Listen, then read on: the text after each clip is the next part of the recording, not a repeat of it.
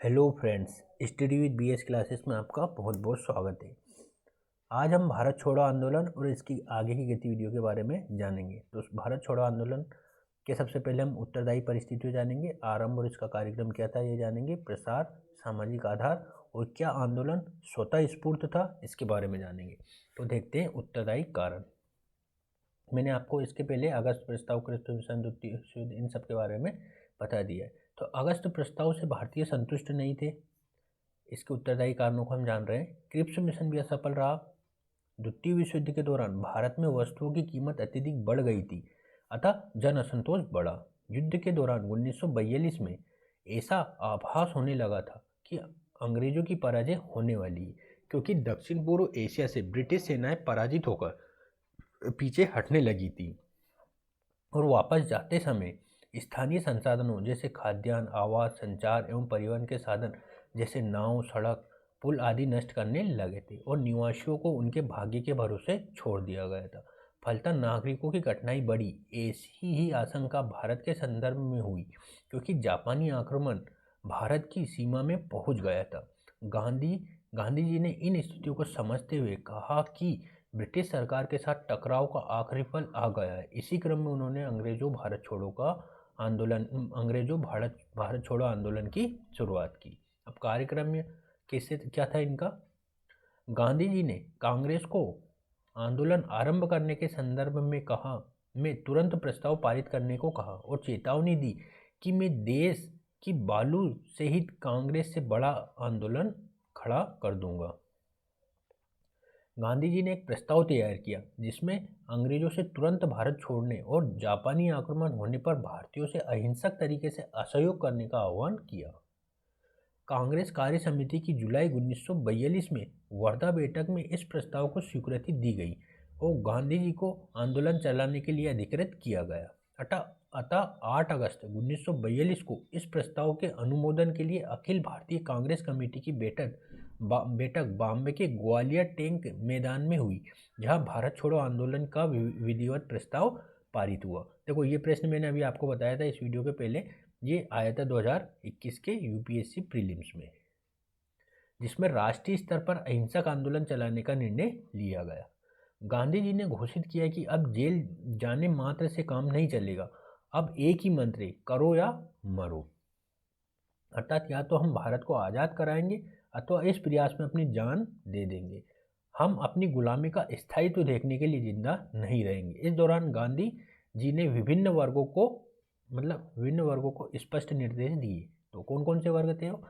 सरकारी कर्मचारी त्यागपत्र न दे और कांग्रेस के प्रति अपनी निष्ठा घोषित करे। सैनिक सेना से त्यागपत्र न दे किंतु भारतीयों पर गोली चलाने से इनकार कर दे। राजा महाराजा जनता की संप्रभुता स्वीकार करे और उनकी रियासतों में रहने वाली जनता स्वयं को भारतीय राष्ट्र का अंग घोषित करे। छात्र पढ़ाई और स्कूल तभी छोड़े जब वे आज़ादी हासिल होने तक अपने निर्णय पर कायम रह सके। किसानों को यह कहा गया कि यदि जमींदार सरकार विरोधी हो तो पारस्परिक सहमति के आधार पर तय किया गया लगान अदा करे, किंतु यदि जमींदार सरकार समर्थक हो तो किसान लगान देना बंद करे। जिनमें साहस हो और जो अपना सब कुछ दांव पर लगाने को तैयार हो वे कर न दे। जमीन उसकी है जो उसे जोतता है। इसी क्रम में गांधी जी ने कहा कि यदि नेता मौजूद न हो तो स्वयं सेवक अहिंसक तरीके से विवेकानुसार कार्य करे। इस तरह 1942 में गांधी जी एक नए मिजाज के साथ दिखाई देते। यहाँ वे सरकार के विरुद्ध लोगों को सीधे संघर्ष के लिए निर्देश दे रहे थे, साथ ही लोगों से बलिदान की बात कर रहे थे। उनका यह क्रांतिकारी अंदाज राष्ट्रीय आंदोलन में समर्पण की भावना और जन मनोविज्ञान की पकड़ को दर्शाता है। प्रसार कैसे हुआ? आंदोलन की घोषणा से सरकार सतर्क हो गई और ऑपरेशन जीरो आवर के तहत रात 12 बजे सभी बड़े नेता गिरफ्तार हो गए। गांधी जी को पूना के आगा खां पैलेस में बंद किया गया तो जवाहरलाल नेहरू को पहले अल्मोड़ा जेल में, तत्पश्चात अहमदनगर जेल में बंद किया गया। आंदोलन अपने आरंभिक दौर में मुख्यतः शहरों में रहा। पटना सचिवालय के सामने तिरंगा झंडा लगाने के प्रयास में पुलिस से हिंसक संघर्ष हुआ, जिसमें अनेक लोग मारे गए। इसी तरह अहमदाबाद में मजदूरों की उग्र हड़ताल हुई। इसे भारत का स्टालिनग्राड कहा गया। कहाँ पे? जो अहमदाबाद में मजदूरों की उग्र हड़ताल हुई, इसे भारत का स्टालिनग्राड कहा गया। आंदोलन अगस्त के मध्य तक ग्रामीण क्षेत्रों तक पहुंच गया। बलिया के चित्तू पांडे ने समानांतर सरकार का गठन किया। उनकी सरकार ने स्थानीय जिलाधिकारी के सारे अधिकार छीन लिए और थाने पर नियंत्रण स्थापित किया। जेल में बंद कैदियों को रिहा कर दिया। बंगाल के मिदनापुर के तामलुक क्षेत्र में सतीश सावंत के नेतृत्व में एक जातीय सरकार का गठन किया। यहाँ उनने एक 73 वर्षीय किसान महिला मातंगी हजारा का सहयोग लिया। इस सरकार ने सशस्त्र विद्युत वाहिनी दल का गठन किया और स्कूलों को अनुदान दिया तथा आपस में समझौता के लिए अदालतों का गठन किया। धनी लोगों का अतिरिक्त धन गरीबों में बांट दिया। महाराष्ट्र में सटारा में नाना पाटिल के नेतृत्व में सबसे लंबे समय तक, है ना, 1943 से 45 तक चलने वाली समानांतर सरकार का गठन हुआ। इसे प्रीति सरकार भी कहा गया। यहाँ वी चौहान प्रमुख नेता थे। सतारा की सरकार ने न्याय मंडल, जिसे जन अदालत बोलते थे, का गठन किया। शराबबंदी लागू की। गांव में पुस्तकालय खोले और गांधी विवाहों का आयोजन हुआ। इसके तहत विवाह आयोजन में कोई तड़क भड़क नहीं होती थी और इसमें अस्पृश्य और अछूत लोग माने जाने वालों जातियों भी शामिल की जाती थी, है ना। मतलब गांधी विवाह का तात्पर्य था सादा जीवन उच्च विचार के तहत, है ना, सादा जीवन उच्च विचार के तहत, मतलब कोई तड़क भड़क नहीं होगी शादी में। इसी तरह मिदनापुर से लगे हुए क्षेत्र उड़ीसा में स्वराज पंचायत का गठन हुआ तो जो खाद्यान्न भंडारों पर नियंत्रण करती थी। उत्तरी बिहार और नेपाल की सीमा पर जयप्रकाश नारायण और रामानंद मिश्र हजारीबाग जेल में से भाग निकले, जहां किसान द्वारा कर्नाटक पद्धति से, कौन सी पद्धति? कर्नाटक पद्धति से कार्यवाही की गई। अर्थात किसान दिन के समय खेती करते और रात के समय तोड़फोड़ का कार्य करते थे। देश के विभिन्न भागों में भूमिगत कार्यवाही की गई। इसी क्रम में बॉम्बे में उषा मेहता ने गुप्त रूप से कांग्रेस रेडियो का संचालन किया। आंदोलन में महिलाओं की उल्लेखनीय भूमिका रही। अरुणा आसफ अली, सुचेता कृपलानी जैसी महिलाओं ने आंदोलनकारियों को संरक्षण देने के साथ साथ लोगों को आंदोलन में भागीदारी हेतु प्रोत्साहित किया। इसी तरह आंदोलन के दौरान स्कूल की छात्राओं ने सड़कों पर जुलूस निकाला। सामाजिक आधार क्या था? आंदोलन में किसानों की अत्यधिक भागीदारी रही। विद्यार्थी और मजदूरों ने भागीदारी करते हुए स्कूलों का बहिष्कार एवं कारखानों में हड़ताल की।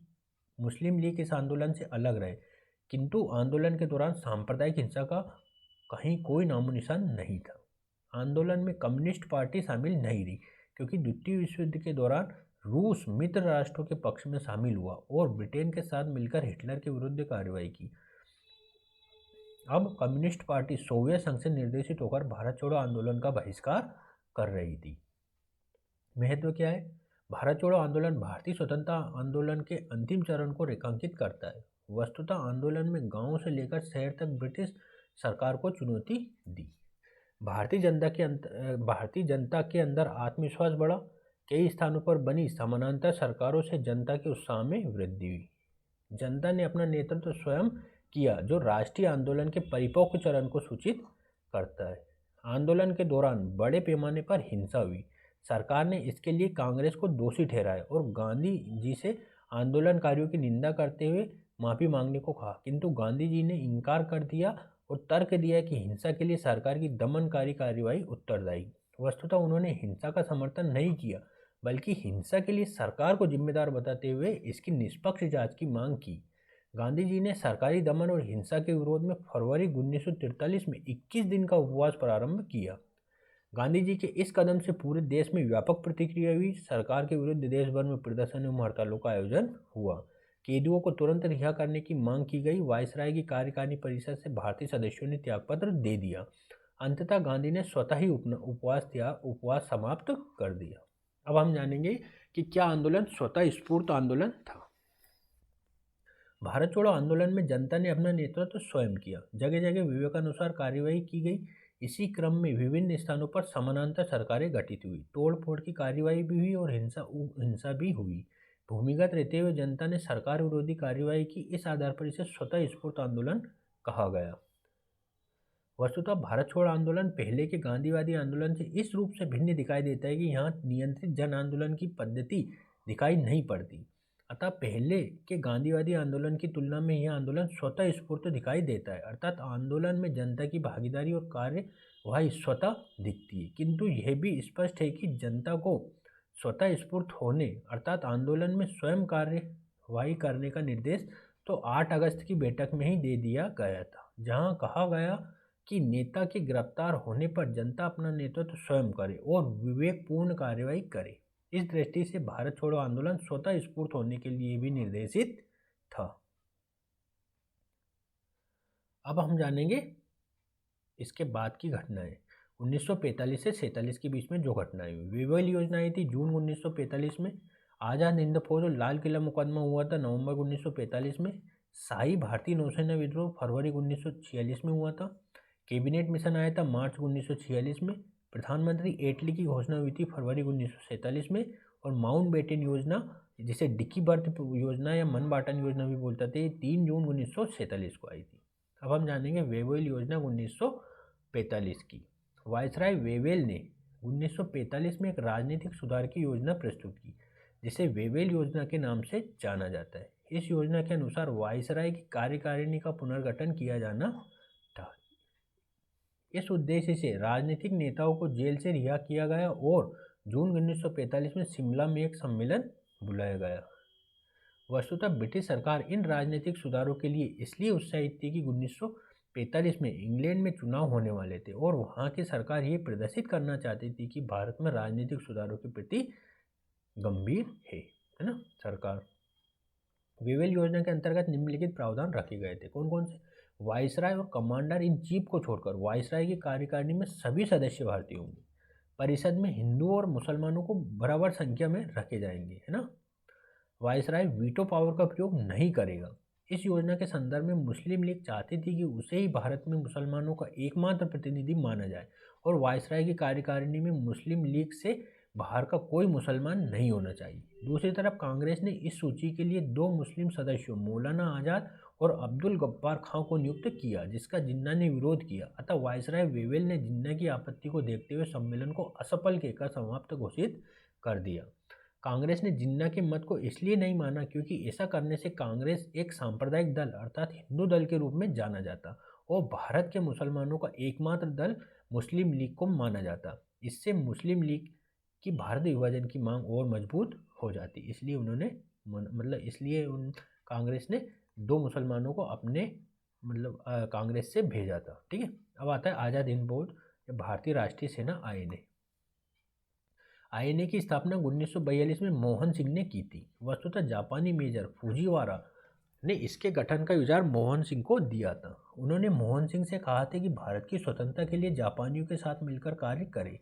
वस्तुतः मोहन सिंह ब्रिटिश सेना में एक भारतीय सैन्य अधिकारी थे और जब ब्रिटिश सेना दक्षिण पूर्व एशिया से पीछे हट रही थी तब मोहन सिंह जापानियों के साथ हो गए। इसी क्रम में वो 1 सितंबर 1942 को मोहन सिंह के अधीन मलाया में आज़ाद हिंद फौज के प्रथम डिवीजन का गठन हुआ। आज़ाद हिंद फौज का दूसरा चरण उस समय आया जब सुभाष चंद्र बोस 2 जुलाई 1943 को सिंगापुर पहुंचे और वहां से उन्होंने दिल्ली चलो का नारा दिया। यहाँ उन्हें रास बिहारी बोस का सहयोग मिला।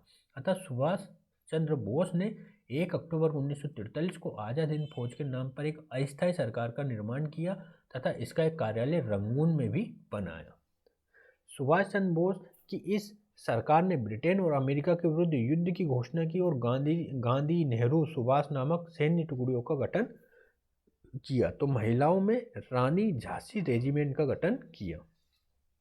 6 जुलाई 1944 में सुभाष ने एक रेडियो संदेश में कहा कि भारत की स्वतंत्रता के लिए अंतिम युद्ध शुरू हो चुका है। हमारे राष्ट्रपिता, है ना, राष्ट्रपिता किनको कहा इन्होंने? महात्मा गांधी जी को। हमारे राष्ट्रपिता भारतीय स्वतंत्रता के इस युद्ध में हमें आपका आशीर्वाद चाहिए। शाहनवाज खां के नेतृत्व में आईएनए की सैन्य टुकड़ी जापानियों के साथ मिलकर भारत बर्मा सीमा पर हमला के लिए इम्फाल भेजी गई, किंतु जब जापानियों की विश्व युद्ध में पराजय होने लगी तब उनके साथ आईएनए के सैनिक को भी आत्मसमर्पण करना पड़ा। आज अब देखेंगे हम लाल किला मुकदमा 1945। है ना। एक मैंने अभी शाहनवाज खां का नाम लिया है, ये देखो इसमें मैंने आपको बताया था, कौन सा प्रश्न था वो, एक आया था ना अभी, बोला था मैंने, बताऊंगा एक से।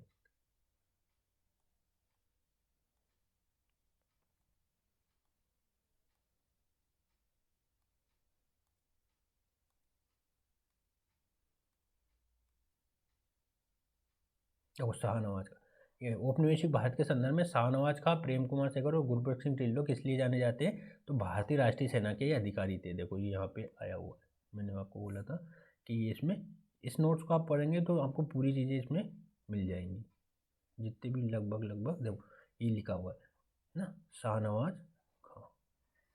ठीक, तो इस तरह से बहुत सारी चीज़ें आपको इन नोट्स में मिल जाएंगी, आप अगर इसको अच्छे से प्रिंट करा कर पढ़ेंगे तो। शाहनवाज खां के नेतृत्व में आईएनए की एक सैन्य टुकड़ी जापानियों के साथ मिलकर भारत बर्मा सीमा पर हमला करने के लिए इम्फाल भेजी गई, किंतु जब जापानियों की विश्व युद्ध में पराजय होने लगी तब उनके साथ साथ आईएनए के सैनिक को भी आत्मसमर्पण करना पड़ा। अब हम जानेंगे लाल किला मुकदमा, जो कब हुआ था, नवंबर 1945 में। आज़ाद हिंद फौज के बंदी सैनिकों पर ब्रिटिश सरकार द्वारा लाल किले में मुकदमा चलाया गया। यहाँ फौज के शाहनवाज खां, गुरबख्श सिंह ढिल्लों, प्रेम कुमार सेगल को, देखो ये दिया ना, अभी मैं यही बता रहा था आपको, प्रेम कुमार सहगल को एक ही कटघरे में खड़ा किया गया। नेहरू ने सरकार से इन गुमराह देशभक्तों के प्रति उदारता दिखाने की अपील की। इसी क्रम में कांग्रेस ने सैनिकों के बचाव हेतु आज़ाद हिंद फौज समिति का गठन किया। लाल किले मुकदमे से बचाव पक्ष का नेतृत्व तो भूलाभाई देसाई कर रहे थे। नेहरू ने इस दौरान 35 वर्ष पश्चात काली कोट पहनी, मतलब मुकदमा लड़ा। लाल किले मतलब काली कोट पहनी मतलब वकालत की, है ना, वकालत छोड़ दी थी इन्होंने। कब छोड़ दी थी आपको पता होगा, असहयोग आंदोलन के दौरान 1920 में। लाल किले मुकदमे के संदर्भ में इन कैदियों को सभी राजनीतिक दलों जैसे कांग्रेस, मुस्लिम लीग, कम्युनिस्ट पार्टी आदि का समर्थन प्राप्त था। मुकदमे के दौरान जनता ने सक्रिय भूमिका निभाई। देश भर में हड़ताल और प्रदर्शन का आयोजन किया गया। समाचार पत्रों में लेख लिखे गए। आज़ाद हिंद फौज सप्ताह का आयोजन किया गया है ना, 1 नवंबर से 11 नवंबर तक, तथा 12 नवंबर 1945 आज़ाद हिंद फौज दिवस मनाया गया। इस दौरान छात्र सर्वाधिक सक्रिय रहे। उन्होंने शिक्षण संस्थाओं का बहिष्कार किया, दुकानदारों ने दुकानें बंद कर दी और एक फंड, जिसे फंड मतलब कोष का निर्माण किया, जिसमें गुरुद्वारा समिति, मदरसों और प्रवासी भारतीयों तथा कलकत्ता और बॉम्बे के फिल्मी सितारों और सामान्य लोगों ने चंदा लिया गया इन लोगों से। इस तरह अखिल भारतीय महिला सम्मेलन में इन युद्धबंदियों को रिहा करने की बात की गई। साथ ही सरकारी कर्मचारी और सेना के लोग भी सरकार विरोधी सभाओं में जाते थे और वे चंदा भी देते थे। मुकदमे के संदर्भ में चल रहे आंदोलन में भारतीय जनता के राष्ट्रवाद का परिपक्व रूप दिखाई पड़ा। वस्तुतः भारत बनाम इंग्लैंड का मुद्दा स्पष्ट हो गया और भारतीय आंदोलन पूर्णतः आज़ादी के रंग में रंगने लगा। अतः सरकार ने भी घोषणा की कि उन्हीं बंदियों पर मुकदमा चलेगा जिन पर बर्बरता हत्या का आरोप है। आज़ाद हिंद फौज के कैप्टन अब्दुल रशीद को 7 वर्ष कारावास की सजा दिए जाने के विरोध में प्रदर्शन हुआ, जिसका नेतृत्व मुस्लिम लीग के छात्रों ने किया। इसमें कांग्रेस और कम्युनिस्ट पार्टी के छात्र संगठन भी शामिल हुए। अब शाही भारतीय नौसेना विद्रोह क्या था, ये फरवरी 1946 में हुआ था। क्या था ये विद्रोह, बॉम्बे बंदरगाह पर खड़े हुए नौसैनिक प्रशिक्षण जहाज तलवार पर नाविकों ने नस्लवादी व्यवहार और सुविधाओं में कमी के मुद्दे पर ब्रिटिश सरकार का विरोध किया। इसी क्रम में नाविक बीसी दत्त ने तलवार की दीवारों पर अंग्रेजों भारत छोड़ो लिख दिया, है ना, और तब उन्हें गिरफ्तार कर लिया गया। अतः भारतीय शाही नौसैनिक नाविकों ने सरकार से उन्हें रिहा करने की मांग की, तो साथ ही आज़ाद हिंद फौज के बंदियों की रिहाई तथा इंडोनेशिया से भारतीय सैनिकों की वापसी की मांग की। देखते ही देखते ये विद्रोह अन्य जहाज़ों पर भी फैल गया। नाविकों ने सरकारी आदेश को मानने से इनकार कर दिया। ये विद्रोह 1857 के विद्रोह की याद ताज़ा करता है। वस्तुतः 1857 का विद्रोह भी नागरिक असंतोष को व्यक्त करता था, जिसकी शुरुआत सैन्य छावनी में सैनिक असंतोष के रूप में हुई थी। आगे इसमें सैनिकों के साथ साथ बड़ी संख्या में असैनिक भी सम्मिलित हुए। यद्यपि राष्ट्रीय चेतना से युक्त न होते हुए भी ये विद्रोह राष्ट्रीय चेतना के विकास में अपनी भूमिका निभाता है। इस दृष्टि से इसे प्रथम स्वतंत्रता संग्राम की कोटि में रखा जाता है। इस विद्रोह के पश्चात भारत से कंपनी शासन की समाप्ति कर दी गई और भारत में क्राउन का शासन स्थापित हुआ। ब्रिटिश सरकार को अपनी नीतियों में परिवर्तन करना पड़ा और अब भारत में विलय विस्तार की नीति छोड़ दी गई। इस तरह सरकार की नीतियों में परिवर्तन के लिए 1857 का विद्रोह ऐतिहासिक मोड़ साबित हुआ। इसी तरह भारतीय शाही नौसैनिक विद्रोह भी जन असंतोष की अभिव्यक्ति था। नस्लवादी व्यवहार और निम्न स्तर की सुविधाएं इस विद्रोह का तात्कालिक कारण था। सैनिकों से शुरू हुए इस विद्रोह ने जगह जगह असैनिक भी सरकार विरोधी कार्यक्रम में शामिल होने लगे। ये विद्रोह राष्ट्रवाद की परिपक्व अवस्था को सूचित करता है। इस विद्रोह के उपरांत सरकार ने कैबिनेट मिशन के माध्यम से निर्मित एक संविधान सभा और अंतरिम सरकार के गठन की घोषणा की। तत्पश्चात भारत की आज़ादी सामने आई। इस तरह यह विद्रोह ब्रिटिश शासन की समाप्ति अर्थात ब्रिटिश साम्राज्यवाद के ताबूत में अंतिम कील साबित हुआ, जिसमें प्रथम कील 1857 के विद्रोह में लगी थी। हड़ताली नाविकों ने केंद्रीय नौसेना हड़ताल समिति का गठन किया, जिसके प्रमुख कौन थे? एम.एस. खान थे। नाविकों ने अपने जहाज पर कांग्रेस, मुस्लिम लीग, कम्युनिस्ट पार्टी के झंडे लगाए, जो इस बात का संकेत है कि विद्रोही दल एवं संप्रदायों से ऊपर उठकर कार्य कर रहे थे। विद्रोहियों ने राजनीतिक कैदियों की रिहाई की मांग की। विद्रोह का प्रसार बॉम्बे, कोलाबा, कराची, कलकत्ता, जबलपुर, दिल्ली, अंबाला, जालंधर आदि स्थानों पर फैला। यहाँ मौजूद रक्षा संस्थाओं में कर्मचारियों ने हड़ताल की। अतः जिन्ना एवं पटेल के प्रयासों से नाविकों ने आत्मसमर्पण कर दिया। पटेल ने लिखा कि ब्रिटिश सैन्य ताकतें इतनी जबरदस्त तरीके से जुटी हैं कि विद्रोहियों को पूर्णतः नष्ट कर सकती है। इस विद्रोह के दौरान आम जनता ने विद्रोहियों के पक्ष में एकजुटता प्रदर्शित की। भारतीय राष्ट्रीय कांग्रेस की इतिहास की पुस्तक में इस विद्रोह का उल्लेख चाहे न मिलता हो, किंतु इसकी भूमिका भारतीय जनमानस पर अंकित है। केंद्रीय नौसेना हड़ताल समिति ने अपने अंतिम संदेश में कहा कि हमारी हड़ताल हमारे राष्ट्र के जीवन की ऐतिहासिक घटना है। पहली बार सेना के जवानों और आम आदमी का खून एक साथ और एक लक्ष्य के लिए सड़कों पर बह रहा है। हम फौजी इसे कभी नहीं भूलेंगे। हमारी महान जनता जिंदाबाद। ठीक है। विद्रोह का प्रभाव क्या था? इस विद्रोह द्वारा जनता की निडरता और संघर्ष क्षमता की सशक्त अभिव्यक्ति हुई। विद्रोह को भारतीयों ने ब्रिटिश शासन की पूर्ण समाप्ति के रूप में देखा और इसे वे स्वतंत्रता दिवस की तरह मनाने लगे। इस विद्रोह ने ब्रिटिश सरकार को भारतीयों के समक्ष झुकने के लिए विवश किया। इसी क्रम में सरकार ने घोषणा की कि आज़ाद हिंद फौज के उन्हीं बंदियों पर मुकदमा चलेगा जिन पर बर्बरता और हत्या का आरोप है। साथ ही इंडोनेशिया से भारतीय सैनिकों को वापस बुलाने की घोषणा की गई तथा भारतीय मामलों पर विचार के लिए एक उच्च स्तरीय मंत्रिमंडल समिति, जिसे कैबिनेट मिशन कहते थे, भारत भेजा गया, जिसने एक संविधान सभा और अंतरिम सरकार के गठन की घोषणा की। इस दृष्टि से नौसैनिक विद्रोह ब्रिटिश औपनिवेशिक शासन के ताबूत में अंतिम कील के रूप में देखा जा सकता है। ठीक है। अब हम देखेंगे कैबिनेट मिशन। कैबिनेट मिशन कब आया था? 1946 में आया था। इसकी पृष्ठभूमि जानेंगे, प्रावधान जानेंगे और मूल्यांकन जानेंगे। पृष्ठभूमि देखते हैं पहले। द्वितीय विश्व युद्ध के पश्चात ब्रिटेन की आर्थिक स्थिति कमजोर होने लगी, अतः उपनिवेशों पर पकड़ बनाए रखना सरकार के लिए चुनौतीपूर्ण हुआ। 1945 में ब्रिटेन में संसदीय चुनाव हुए और वहां लेबर पार्टी को बहुमत मिला तथा एटली प्रधानमंत्री बने। नई सरकार ने आरंभ में ही ये स्पष्ट कर दिया कि वो भारतीय संवैधानिक समस्या को अतिशीघ्र सुलझाना चाहती है। चुनावों में सत्ता परिवर्तन से ये स्पष्ट हुआ कि ब्रिटिश जनता भी सरकार की नीतियों में परिवर्तन चाहती है। इसी क्रम में इटली ने भारत के संदर्भ में कहा कि अल्पसंख्यकों की मांग विचारणीय है, किंतु उन्हें बहुसंख्यक के हितों की उपेक्षा करके पूरा नहीं किया जा सकता।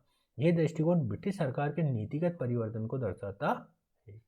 इसी क्रम में 1946 में ब्रिटिश सरकार ने 3 सदस्यीय कैबिनेट मिशन भारत भेजने की घोषणा की, जिसमें शामिल थे पेटिक लॉरेंस, जो भारत सचिव थे, स्टैफोर्ड क्रिप्स, जो भारत बोर्ड का अध्यक्ष, और एवी अलेक्जेंडर, ब्रिटिश नौसेना प्रमुख था।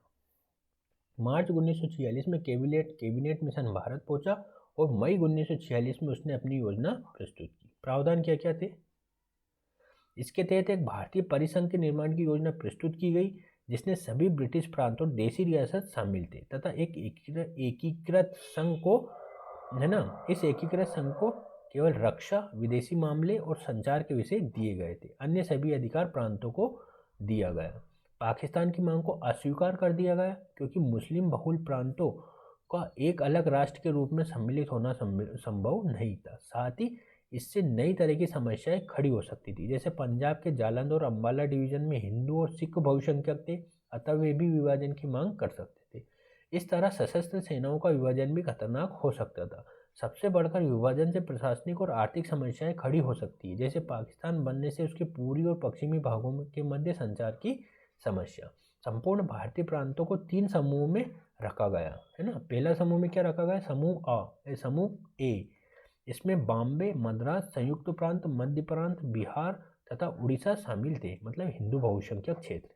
समूह बी में कौन थे? इसमें उत्तर पश्चिमी प्रांत और पंजाब, सिंध शामिल थे, मतलब मुस्लिम बहुसंख्यक। और समूह सी, इसमें बंगाल और असम शामिल था, मतलब मुस्लिम बहुल। ठीक है।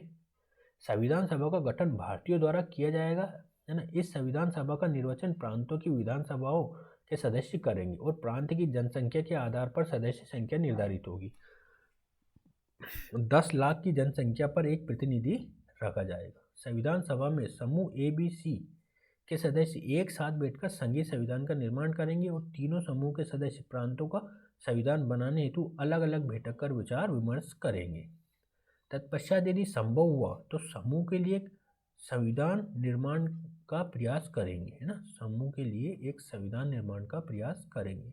संविधान लागू होते ही देशी रियासतों से ब्रिटिश सर्वोच्चता समाप्त हो जाएगी और ये रियासतें भारतीय संघ से संधि करने के लिए स्वतंत्र होंगी। एक अंतरिम सरकार का गठन होगा। इसमें 14 सदस्य होंगे।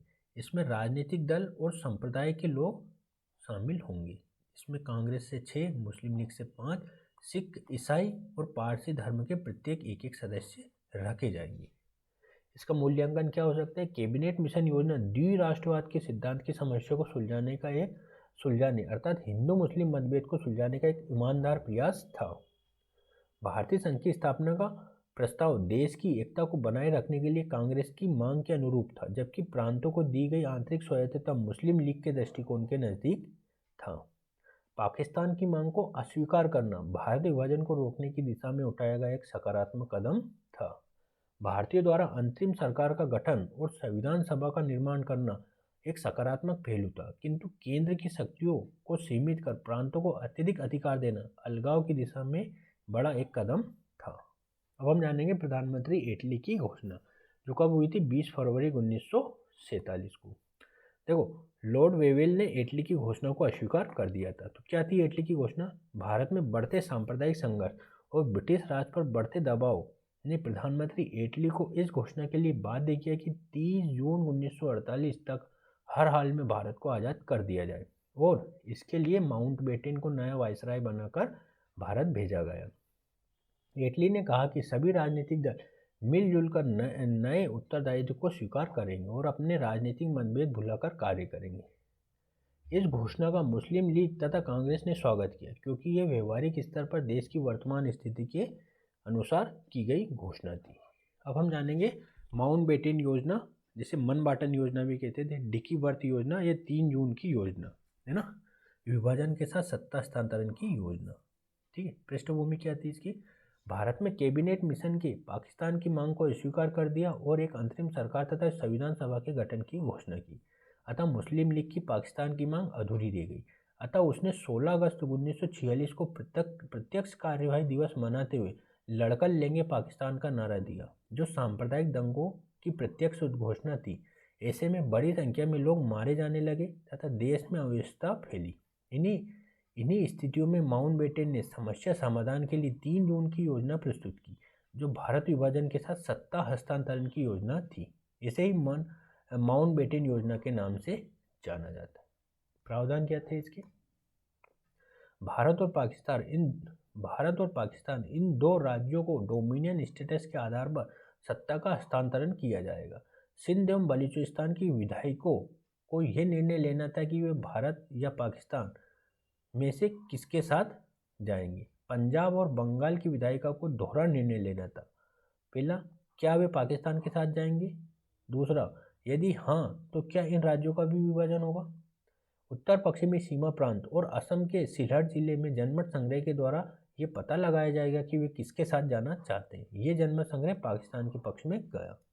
सीमा विभाजन के लिए एक आयोग गठित हो। रेडक्लिफ की अध्यक्षता में यह आयोग गठित किया गया। विभाजन कार्य पूरा होने तक गवर्नर जनरल की सेना की कमान और प्रशासन के लिए उत्तरदायी होगा, है ना। गवर्नर जनरल की सेना ही कमान और प्रशासन के लिए उत्तरदायी होगा। इसका मूल्यांकन क्या हो सकता है? कांग्रेस और मुस्लिम लीग ने माउंटबेटन योजना को स्वीकार कर लिया। कांग्रेस ने डोमिनियन स्टेटस इसलिए स्वीकार किया क्योंकि इससे शांतिपूर्ण और तुरंत सत्ता हस्तांतरण की प्रक्रिया सुनिश्चित होती तथा देश में प्रशासनिक और सैनिक ढांचे की निरंतरता बनाए रखने के लिए ऐसा करना जरूरी समझा गया। कांग्रेस कार्य समिति की बैठक ने विभाजन का प्रस्ताव सर्वसम्मति से स्वीकृत नहीं हो सका, है ना। मतलब कांग्रेस कार्य समिति की बैठक में विभाजन का प्रस्ताव सर्वसम्मति से स्वीकृत नहीं हो सका। डॉक्टर सैफुद्दीन किजलू और पुरुषोत्तम दास टंडन जैसे 100 से अधिक लोगों ने विरोध किया। अंततः जुलाई 1947 में ब्रिटिश संसद ने भारत विभाजन की योजना को पारित किया और 18 जुलाई 1947 को भारत स्वतंत्रता अधिनियम के रूप में इसे स्वीकृति मिली। ये ब्रिटिश संसद द्वारा पारित भारत के संदर्भ में अंतिम अधिनियम था। इस तरह 15 अगस्त 1947 को भारत आज़ाद हुआ। अब कांग्रेस ने विभाजन क्यों स्वीकार किया, इसको हम अगले वाले वीडियो में जानेंगे और इसके अगले वाले वीडियो में हम पूरा जो मॉडर्न हिस्ट्री है उसको कंप्लीट कर देंगे। ठीक है, तो वीडियो देखने के लिए बहुत बहुत धन्यवाद। नमस्कार।